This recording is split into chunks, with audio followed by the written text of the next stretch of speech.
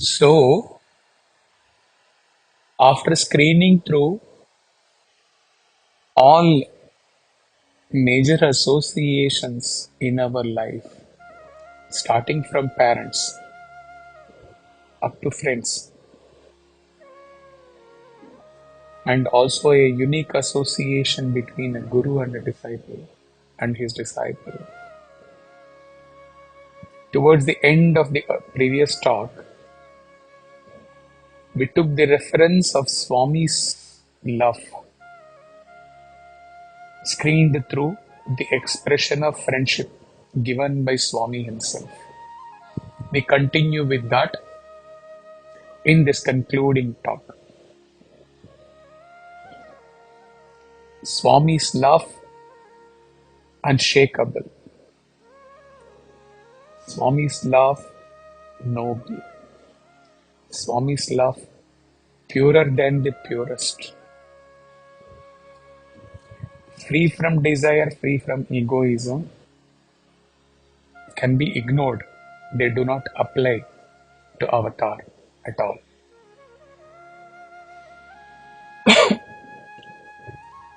So Swami perhaps indicates with this realization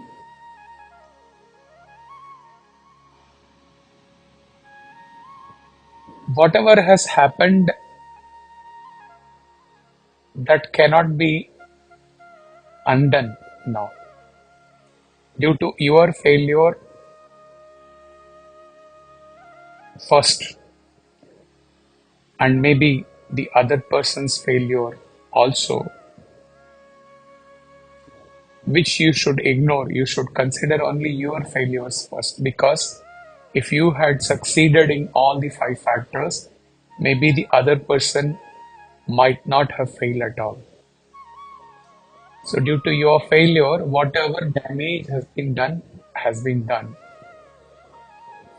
Maybe in some relations, it may never come to the best level at all. Now what to do? So Swami indicates, let go all your failures in the past. Come, take me as your true and only friend and follow me. Observe me and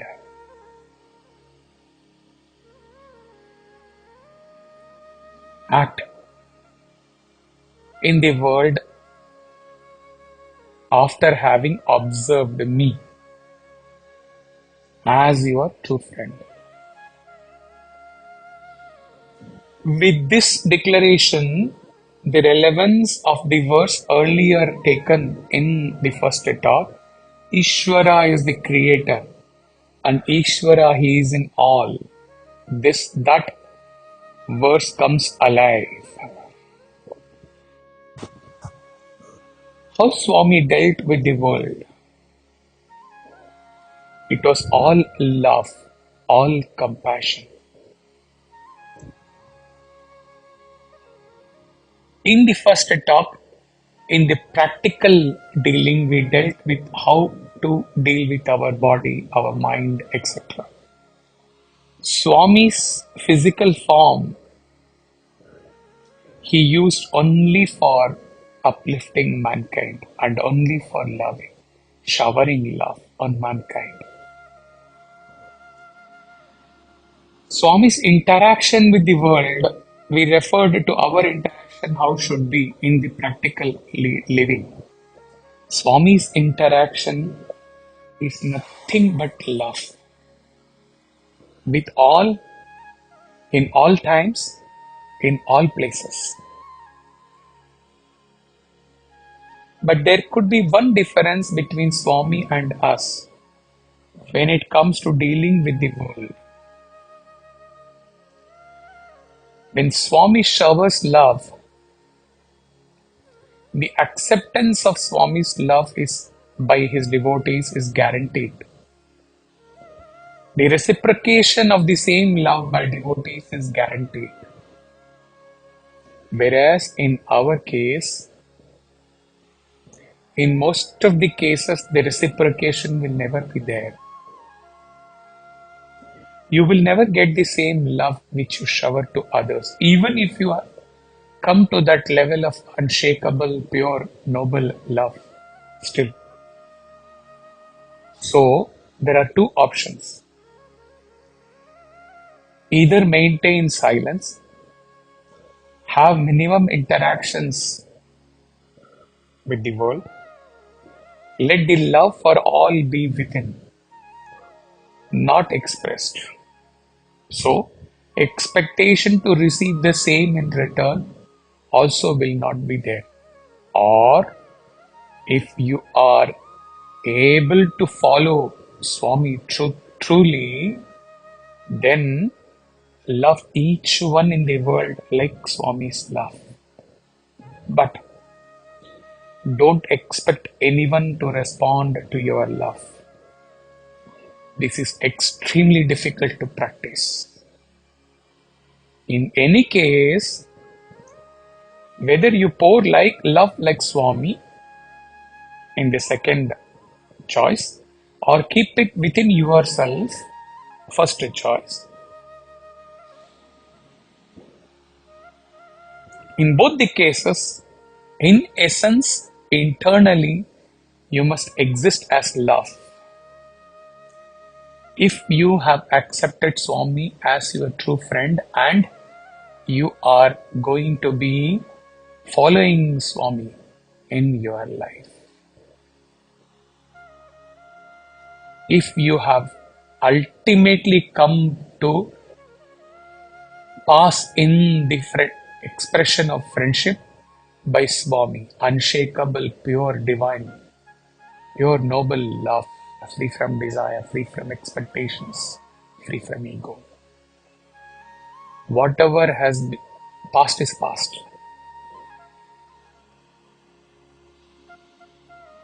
Even with those whom you interact,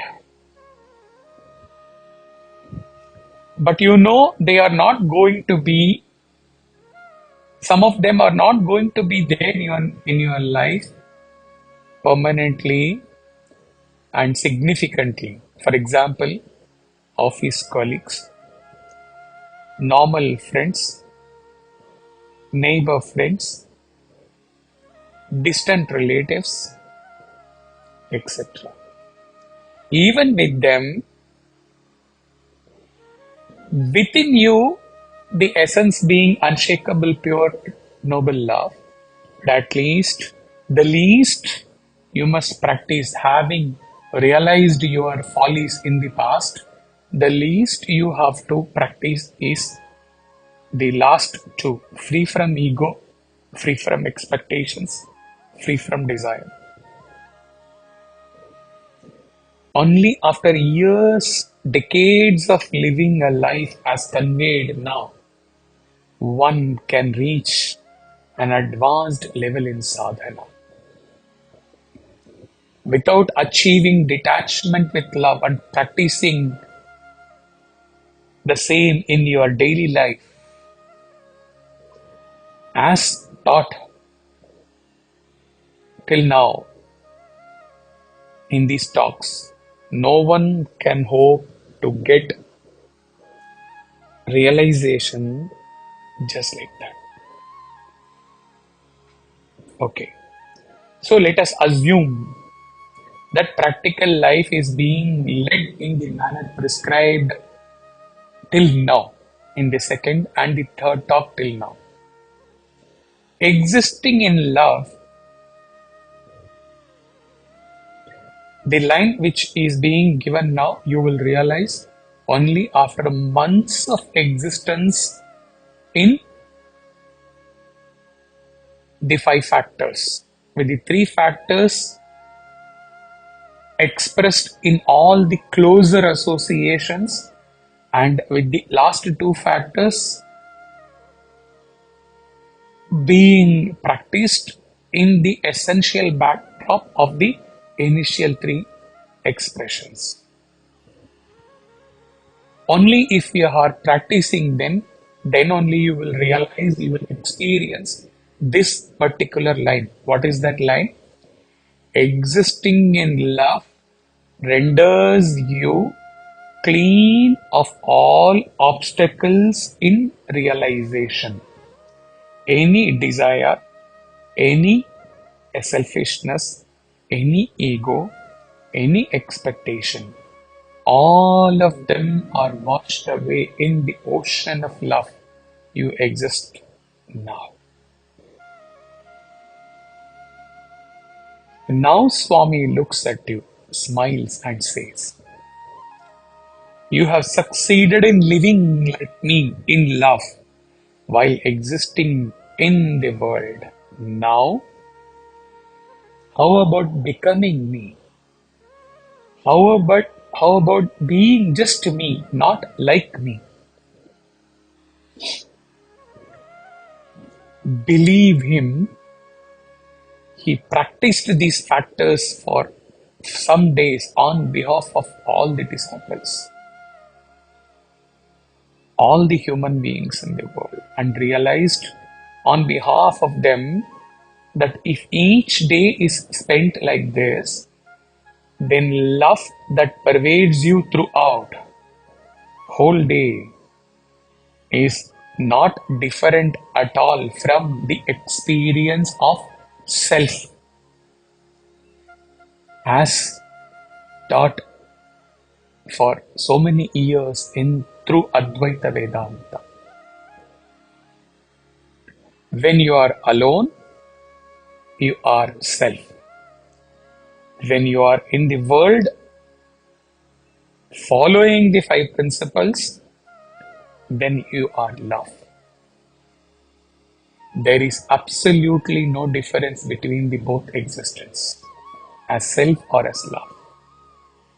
In self, you expand and break the chain of ego and exist in bliss. In practicing the five principles and leading daily life, your ego melts and you shine as love. In both cases, following the path of jnana, shravana, manana, nididhyasana, and existing as self, and following these 2, 3 talks and existing as love,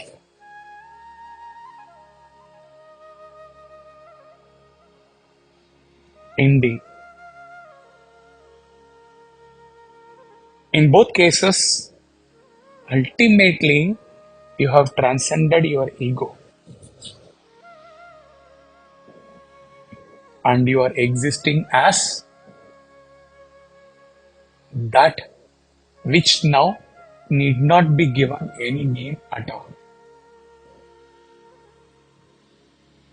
You are like the sun and ego is the cloud.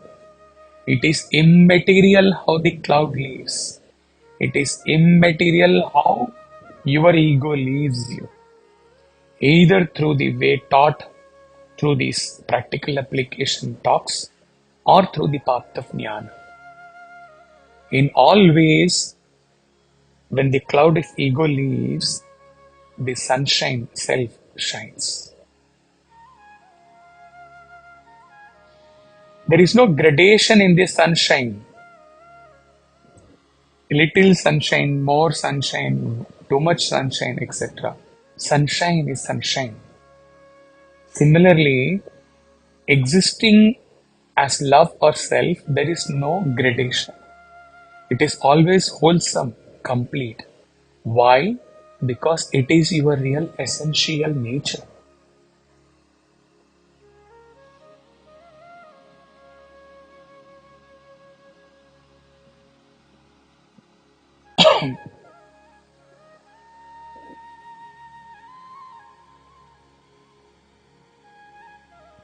The beauty is that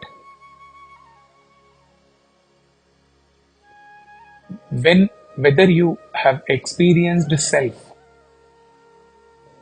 through the path of wisdom or you are existing as love as per these 3 talks teachings, When you exist thus as self or as love, he has lived this to explain you from that highest transcendental level. He is revealing to you in both these existence, there will be no remembrance or there will be no thought of the path you have followed, whether the jnana path or this five factors path. You will not remember, you will not have thought. That is exactly transcending the awareness of awareness. You will not be able to think, oh, how beautiful was the journey which made me come and reach this state. Upon reaching that state, it is just that state. That's all. Full stop. Now coming back to the culmination of all these three talks, teachings, to the ultimate existence as per Ashtavakra Gita. The title of the talk is Practical Application of the Ashtavakra Gita. So practical application has been explained till now. Most practical. Now, how the practical existence will culminate in the ultimate existence, in the achievement of the ultimate purpose of human birth. That ultimate existence, upon succeeding in practical implementation as taught till now, is given in the fourth verse of the 14th chapter, which has already been given to you. The different conditions of a wise man who, devoid of any thoughts within, outwardly roams about in his own joy like a deluded man, can only be understood by those who like him. We will deal only with the condition of the state of the wise man. The first part. We said he is free of hesitations. He is free of doubts. He is absolutely free of any hopes or expectations. This was dealt elaborately. So as a reference, you may go back to the talk on the 14th chapter, 4th verse. He has no ego sense whatsoever. There are no laws applicable to him. He exists careless of the consequences. He exists with no desires, no wants, no demands. This has already been fulfilled in the practical application of the Swami's expression on friendship, the last two part. He exists as a temporary sojourner amongst others.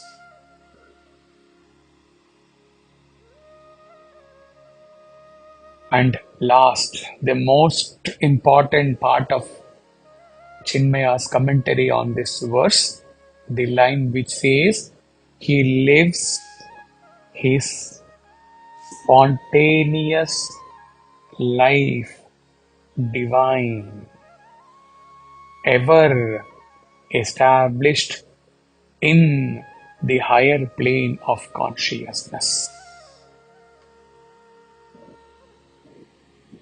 This living, spontaneous life divine, established in higher plane of consciousness, is the ultimate culmination or ultimate fructification of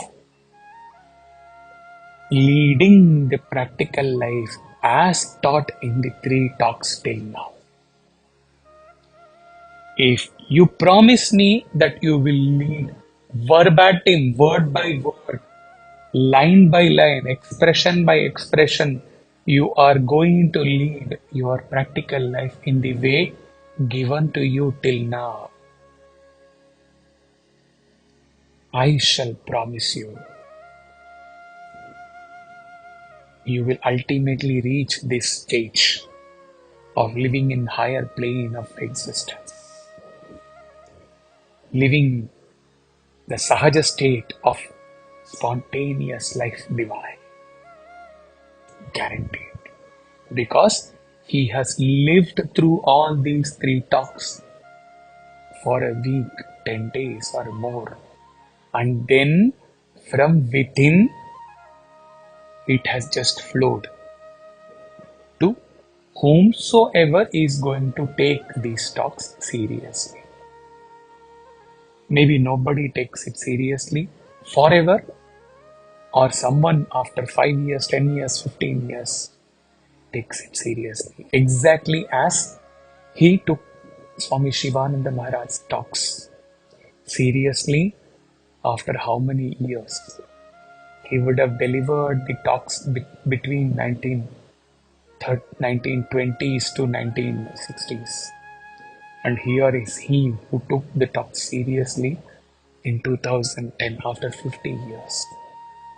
So maybe somebody after 10 years, 20 years, 30 years, 40 years takes it seriously.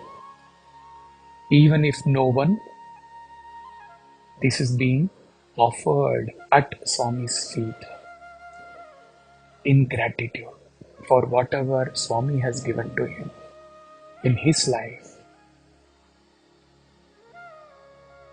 Up to Swami, whom he chooses for living life as per these three talks.